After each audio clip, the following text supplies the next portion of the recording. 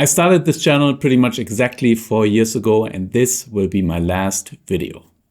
Nah, just kidding. I started this channel 4 years ago, and I did not know where this journey is going to take me. No one watched my videos back then, but I did not really care, as I enjoyed the process and believed that this channel could become a special place.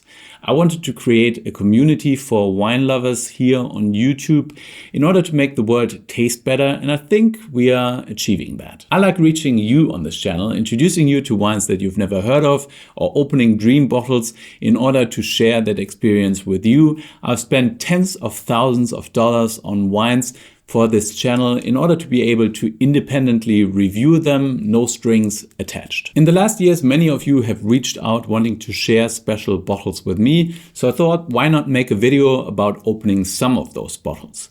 So therefore, today I'm going to taste some wines that I did not pay for a change. However, all of those wines were sent to me by subscribers who weren't involved in making them. So let's taste through the lineup, which includes a wine from one of the most northernmost countries in the world, one of the oldest winemaking countries in the world, and one wine from a very special vintage. Following up on the previous video, we're starting with this wine from Sweden. It was sent to me by Marcus from Malmö.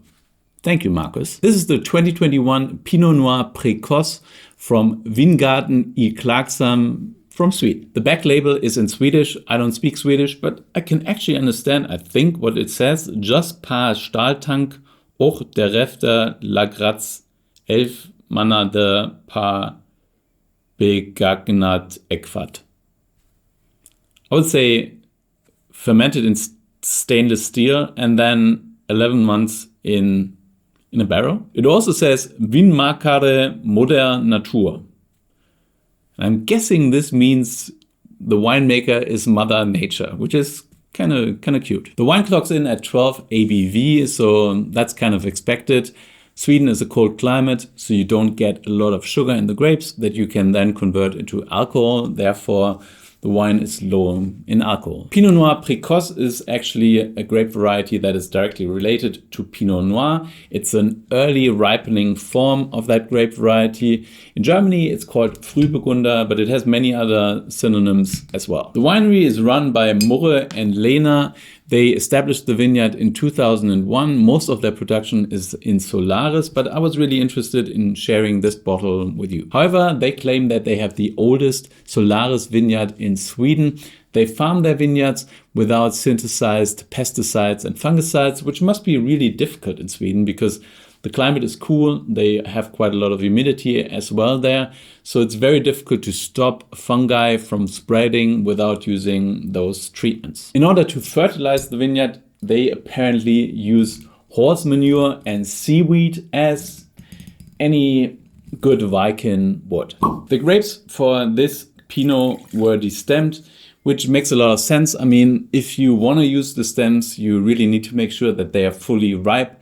In cool climates, they don't always ripen, so they're still a little bit greenish and give off green taste into the wine, and you don't want this herbaceousness usually. So if the stems aren't fully ripe, you better destem them. The maceration takes 8 to 10 days. They obviously do malolactic fermentation, and the wine is then aged in neutral barrels, and yeah, they bottle without filtration as well. So yeah, they seem to be kind of hands-off and really careful with their wine. Interesting, very bright, elegant fruit character. So there's quite a lot of cherry there. There's a little bit of blackberry even, some darker fruits, a little bit of strawberry, a little bit of spice.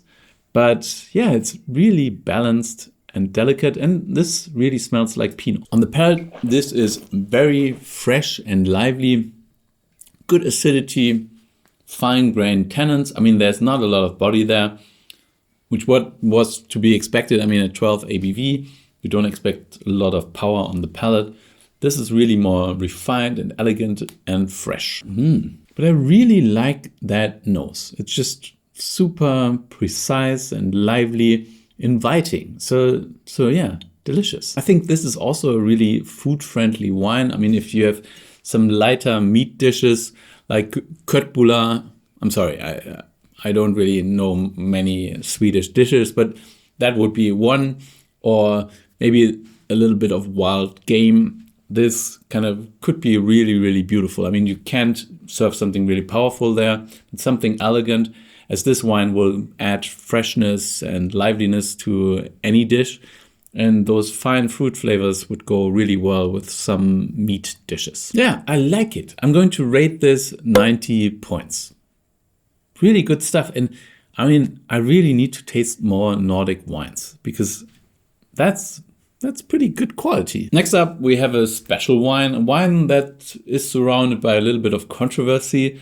Some people think it's slightly flawed. I've tasted Chateau Musar many times and I really found the wine to be delicious. A really interesting winery from Lebanon. This bottle was given to me by Wojtek, who was so generous to buy a bottle of 1998 Chateau Musar and just give it to me, which I definitely appreciate. So I'm going to open this now and tell you a little bit more about this winery. Chateau Musar gives me very detailed instructions on how to open this bottle, which I appreciate. I'm not going to follow all of them, but anyways, allow sediments to settle before opening. Done that. Extract cork using a 2-prong wine opener. I think I'll be fine. I hope. Decant before serving. I'm not going to do that because I really like to kind of experience the wine and let it unfold in the glass. But yeah, why not? It's a good idea to give clear instructions and let the consumer decide what they want to do with them. I don't know whether you can see, but actually this bottle is not super high. This is kind of still into neck, I would say, but it's quite low. As soon as the level goes down into the shoulders, it becomes a little bit tricky because the surface area of the wine that is interacting with the oxygen in the bottle will get bigger and bigger, and this might lead to a quick oxidation which will ruin the wine. So better open the bottle now before it's too late. The winery was founded in 1930 in Gazir by Gaston Rouchard, who was 20 years at the time. And the vineyards are planted in the Bekaa Valley, which is the most famous wine growing region in Lebanon. His son Serge took over in 1959, and he was a really important figure in the Lebanese wine industry. Serge produced high quality wines during the time of the Lebanese Civil War, and he was therefore... Now I understand why they ask you to use a 2-pronged bottle opener. Doesn't look good. Okay. They were right. I was wrong. Next time I'll follow the instructions, but I can still solve this. Okay, believe it or not, but I again misplaced my Durand and now I have to work with this, which is kind of the second best option, but I think I can pull it off. I can pull it out. Now I'm kind of starting to wonder, are they actually aware that they used bad corks back then? Or maybe they were, but yeah, this cork is, I mean, it's not that old. I mean, it's old, it's 26 years old, but the cork isn't that old. I've seen older corks in my days. This is a truly terrible cork. See this? I don't know, do you see this? Yeah, it's kind of there, but it hasn't really moved a lot. I'm going to use the 2-pronged wine opener, as they call it. So I'm all the way in, and the cork hasn't dropped down, so that's good. Yeah, it's coming. Or not. Second attempt, I'm going in again. That's kind of the danger of this device, because you can also, if you are not careful, push the cork in. You don't want that. That's why a Durand is great if you have it at home and not left it somewhere. Okay. Come on. You piece of... Yeah. Getting close. There it is. Almost there. Look at this piece of mush. Just kind of falling apart. Well. Anyways, this is one terrible cork, but I can't say they didn't warn me. So there we are. It's out. So the grapes for this wine are sourced from little bush vines that grow in the Bekaa Valley. Bush vines are those little vines that look like tiny trees. They grow on gravelly soils on top of limestone, and it's a blend of Cabernet Sauvignon, Cinsault, and Carignan. The wine is aged for nearly 2 years in barriques, some of which are new, and they use French oak. So yeah, and that's also one of those things with Chateau Musar. Quite a lot of people associate bread with Chateau Musar. Brettanomyces is a spoilage yeast that adds slightly farmyardy, wild flavors. Some call this flavor cow dung, but it can be an interesting addition to the flavor of a wine if it's not too pronounced. So this is actually quite light in color, slightly brown already. So for a Cabernet Sauvignon based blend, it's actually fairly light. The color goes towards garnet, towards the rim, and it's kind of see-through. I mean, it looks more like a Pinot, really. Ooh, on the nose, it's delicious. You know what? It smells of ripe peaches. So not really a flavor that I associate with red wine, but it has that. There's also a little bit of strawberry flavor there. It's quite elegant. No bready notes, in my opinion, at least. At this point, I mean, they can come out a little later, but right now it's actually quite fruity and elegant. There's a little bit of spice as well, remind me of Cabernet Sauvignon, so it's a little bit of greenish notes, red bell pepper. But yeah, it's an intriguing wine. Looking at Lebanon on the map, located in the east of the Mediterranean Sea, it actually makes quite a lot of sense to grow grapes there and make wine there. But due to political and religious reasons, the wine industry has obviously suffered in recent times, but it is one of the oldest places in the world to grow grapes and make wine. And this wine is actually a testament for the fact that there are good reasons to grow grapes there. I mean, it's such a fine, elegant, and delicious wine. Just beautiful. On the palate, this wine is delicious and juicy, round and rich. The tannins have melted away, but there's still good freshness there. I don't think you should put away this bottle for much longer. It's drinking beautifully now, but I think it's at the end of its drinking window. But this is a great place to open a bottle. So when it's kind of really mature, but is still fully there and still really interesting and entertaining, and you don't have the feeling that you've waited too long. Yeah, now there's a little bit of that funkiness coming through, but it's really well integrated. It's at the right level. It's not too much, not too little. Just a little bit of funk to keep it funky. Yeah, this is good. I'm going to rate this 92 points. Thanks, Wojtek. Delicious wine, and what a beautiful experience. This is actually one of those wines that everyone should have tasted. Well, this is one of the classics of the world.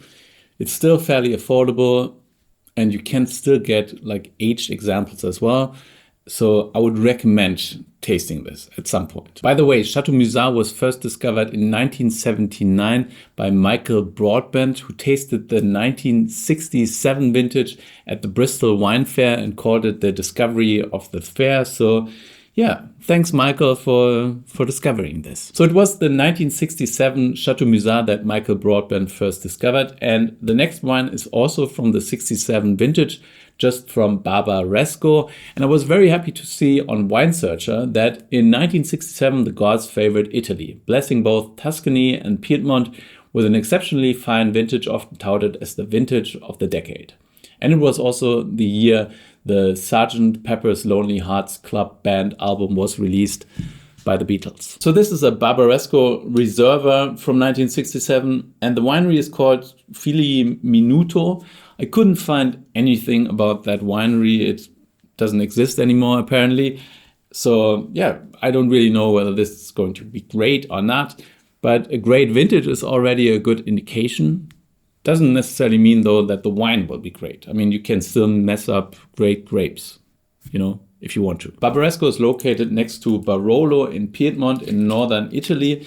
And it's a region that is very much focused on one grape variety, Nebbiolo. Nebbiolo can produce outstanding wines, but in the 60s, I don't think Barbaresco really had a lot of cachet. It wasn't a region that was well known at all. It only started developing in the late 20th century, so in the 80s and 90s. But nowadays, Barbarescos and Barolos are amongst the most expensive wines coming out of Italy. Nebbiolo is an interesting grape variety. It's usually producing pretty light-colored wines that are, however, really structured, very intensely perfumed. They can be absolutely complex and enthralling, the aroma. And they can also age really well because they have lots of tannins, usually also high levels of acidity. They do keep for a long time. Do they keep this long? I don't really know. There's only one way to find out, but this bottle is almost 60 years old, which is pretty old. So I'm trying to open this again with my corkscrew. If it doesn't work out, I still have this thing. So let's just see. But yeah, look at that cork. Check that out, Chateau Musar. I mean, this is not a great cork, but it's a lot better than the thing you used. Easy. One piece of cake. And this is definitely not a high-end cork. I mean, this is kind of really short and yeah. I mean, but it did its job. So yeah, well done. Well done. By the way, I did not mention who gave this bottle to me. It was Boyd who sent it to me, and I'm very, very thankful because, I mean, yeah, this is an old wine. It might be delicious, it might not be delicious, but it's certainly something really precious. So it's great that you allowed me to open this bottle here on this channel and kind of share that experience with the whole community. Here it goes. I wouldn't decant an old wine like that. I would just pour it as is into the glass. Look at that color. It's kind of light garnet, quite special. Nebbiolos are usually not dark in color. It's pretty typical that they are fairly light in color.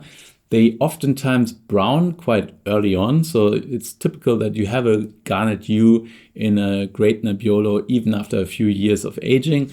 So this color looks pretty solid. Check out that flavor. Man, this is interesting. I mean, this is definitely aged. It smells like it used to smell much better, more concentrated and rich, but yeah, it smells good. It smells of plums, a little bit of mushrooms. There is, yeah, some funky, spicy notes coming through as well. A little bit meaty.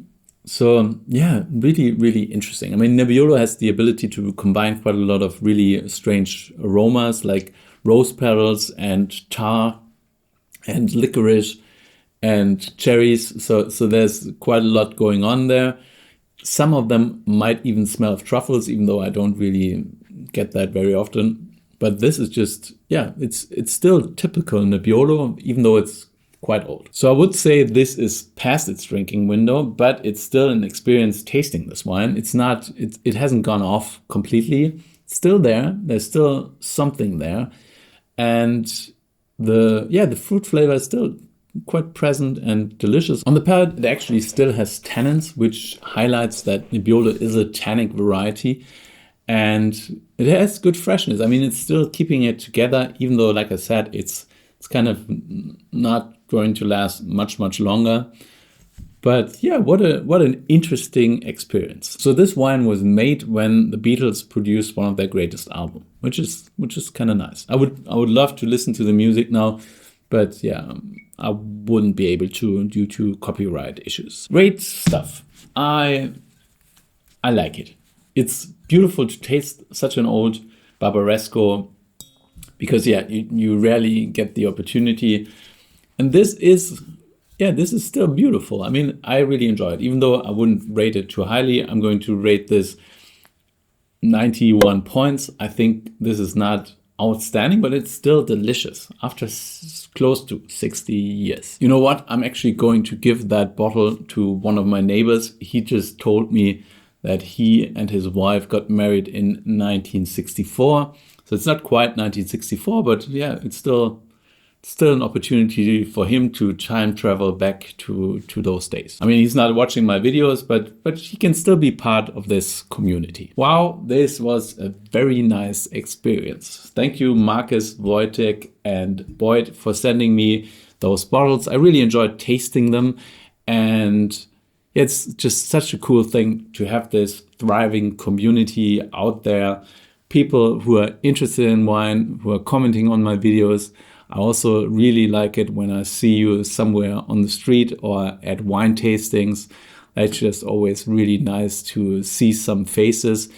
And yeah, thank you guys. The wine of the tasting for me was the Chateau Musar. It's great to taste the wine at the end of its drinking window.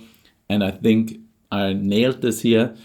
This was also such an amazing experience, even though it probably would have tasted better a few decades ago.